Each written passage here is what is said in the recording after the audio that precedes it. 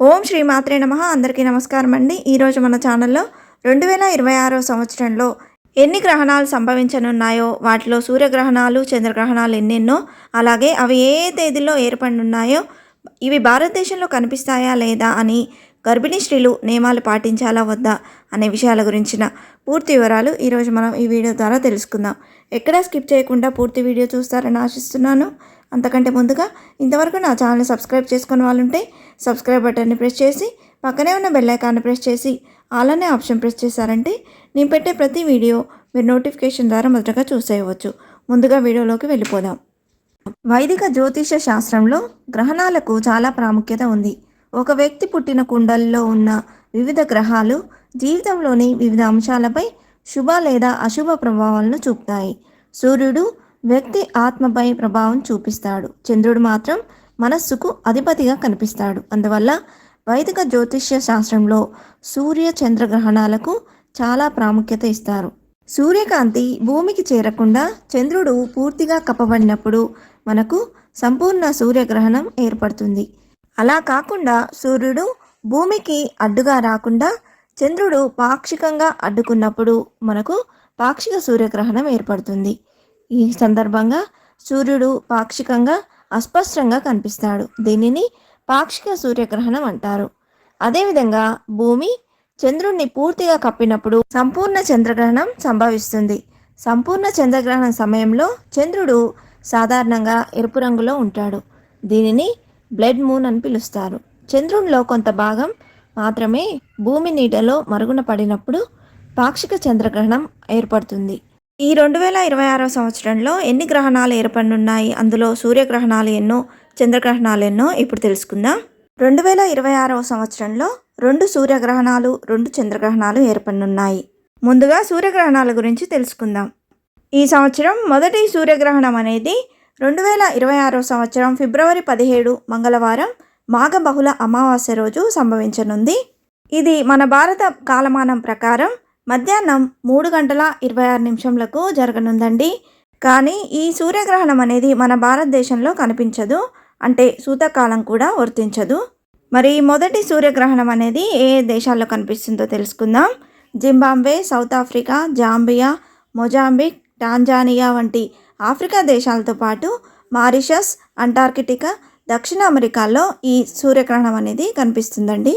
రెండవ సూర్యగ్రహణం అనేది 2026 సంవత్సరం ఆగస్టు 12 బుధవారం ఆషాఢ అమావాస్య రోజు సంభవించనుంది. భారత కాలమానం ప్రకారం ఇది రాత్రి 9:04 జరగనుంది. ఇది సంపూర్ణ సూర్యగ్రహణం. ఈ రెండో సూర్యగ్రహణం కూడా మన భారతదేశంలో కనిపించట్లేదండి. ఇది ముఖ్యంగా స్పెయిన్, రష్యా, గ్రీన్లాండ్, ఆర్కిటిక్, ఐస్లాండ్లోని కొన్ని ప్రాంతాల్లో కనిపిస్తుంది. 2026 సంవత్సరంలో 2 చంద్రగ్రహణాలు ఏర్పడబోతున్నాయి. ఇందులో మొదటి చంద్రగ్రహణం 2026 మార్చి 3 మంగళవారం ఫాల్గుణ శుక్ల పౌర్ణమి రోజు ఏర్పడనుందండి. ఈ మొదటి చంద్రగ్రహణం సాయంత్రం 6:22 ప్రారంభమవుతుంది. ఇది భారతదేశంలో కనిపిస్తుంది. ఈ మొదటి చంద్రగ్రహణం అనేది దాదాపు 1:31 ఉండబోతుందండి. సూతకాలం కూడా వర్తిస్తుంది. ఈ మొదటి చంద్రగ్రహణం అనేది మన దేశంతో పాటు ఆసియా, ఆస్ట్రేలియా, ఉత్తర అమెరికా మరియు దక్షిణ అమెరికా వంటి దేశాల్లో కూడా కనిపించనుంది. రెండవ చంద్రగ్రహణం అనేది 2026 సంవత్సరం ఆగస్టు 28 శుక్రవారం శ్రావణ శుక్ల పౌర్ణమి రోజు సంభవించబోతుంది. ఇది భారతదేశంలో కనిపించదు, అందువల్ల ఇక్కడ సూతకాలం కూడా వర్తించదు. ఈ రెండవ చివరి చంద్రగ్రహణం అనేది ఆసియా, యూరప్, ఆఫ్రికా, ఉత్తర అమెరికా, దక్షిణ అమెరికా, పసిఫిక్, అట్లాంటిక్, హిందూ మహాసముద్రం, అంటార్కిటా మొదలగు ప్రాంతాల్లో ఈ రెండవ చంద్రగ్రహణం అనేది కనిపిస్తుందండి. కానీ గర్భిణీ స్త్రీలు మాత్రం గ్రహణం ఏదైనప్పటికీ అది మన భారతదేశంలో కనిపించినా కనిపించకపోయినా జాగ్రత్తలు అనేవి తీసుకుంటూ నియమాలు పాటించాల్సిన అవసరం ఉందండి. జ్యోతిషపరంగా, ఆధ్యాత్మికంగా గ్రహణ సమయంలో గర్భిణీలు పూర్తిగా ఇంట్లోనే ఉండాలి. వారు ఉండే గది తలుపులు, కిటికీలు మూసివేయాలి. గ్రహణం తర్వాత గర్భిణీ స్త్రీలు తప్పకుండా స్నానం చేయాలని, పదునైన వస్తువులను ఉపయోగించకూడదని, ఆ సమయంలో తినడం, తాగడం వంటి ఏమీ చేయకూడదని అంటారు. అంతేకాదు నిద్రపోవద్దని కూడా సూచనలు ఇస్తారు. అయితే ఇవన్నీ మూఢనమ్మకాలని వైజ్ఞానికవేత్తలు కొట్టిపారేస్తారు. ఇందులో ఎవరి వాదన సరైంది తప్ప ఒప్ప అనేది పక్కన పెడితే భూమిపై సూర్యచంద్రుల ప్రభావం ఎక్కువగా ఉంటుందని సైన్స్ స్పష్టంగా చెబుతుంది. గ్రహణ సమయంలో గర్భిణులు పనిచేస్తే వైకల్యంతో బిడ్డలు పుడతారని, అతినీల లోహిత కిరణాలకు గురైతే చనిపోయే అవకాశం ఉందని కొందరు నమ్ముతారు. అయితే గతంలో వైకల్యాలను ముందే గ్రహించడానికి అల్ట్రాసౌండ్ లేదా స్కానింగ్ వంటి పరీక్షలు అందుబాటులో లేవు కాబట్టి గ్రహణం వల్లే అలా జరిగిందని అనుకునేవారు. ప్రస్తుతం అధునాతన అల్ట్రాసౌండ్ జన్యుశాస్త్రం అభివృద్ధితో ఇవన్నీ తప్పని నిరూపించబడ్డాయి. అయితే ఇప్పటికీ కొంతమంది వీటిని బలంగా నమ్ముతున్నారు. గర్భిణీ స్త్రీలు గ్రహణం సమయంలో స్నానం చేయడం, నిద్రించడం, తినడం, తాగడం లేదా పదునైన వస్తువులను ఉపయోగించడం వంటివి చేయకూడదని సలహా ఇస్తారు. ఈ నమ్మకానికి శాస్త్రీయంగా ఎలాంటి ఆధారం లేదు. గ్రహణం గర్భిణీలపై ప్రభావం చూపుతుందని, ఎందుకంటే వాతావరణంలో ఎంతో ప్రతికూల శక్తి ఉంటుంది. శాస్త్రీయంగా చెప్పాలంటే సూర్యుడి నుంచి వెలువడే రేడియోధార్మిక కిరణాలు శరీర అవయవాలకు ఎంతో ప్రమాదకరం. కాబట్టి గర్భిణులు గ్రహణ సమయంలో బయటకు వస్తే ఆ కిరణాలు వారిపై ప్రసరించి గర్భం లోపల బిడ్డకు ప్రమాదం ఏర్పడుతుందని పూర్వీకులు భావించారు. అందువల్ల వారు ఆ సమయంలో ఇంటి నుంచి బయటకు రాకూడదంటారు. ఒకవేళ తప్పనిసరి పరిస్థితుల్లో బయటకు వెళ్లాల్సి వస్తే గంధం, తులసి ఆకుల మిశ్రమాన్ని పూసుకోవాలని సూచించారు. ఎందుకంటే తులసి ఆకుల్లో శరీర ఉష్ణోగ్రతను సమతుల్యంగా ఉంచే గుణం ఉంటుంది.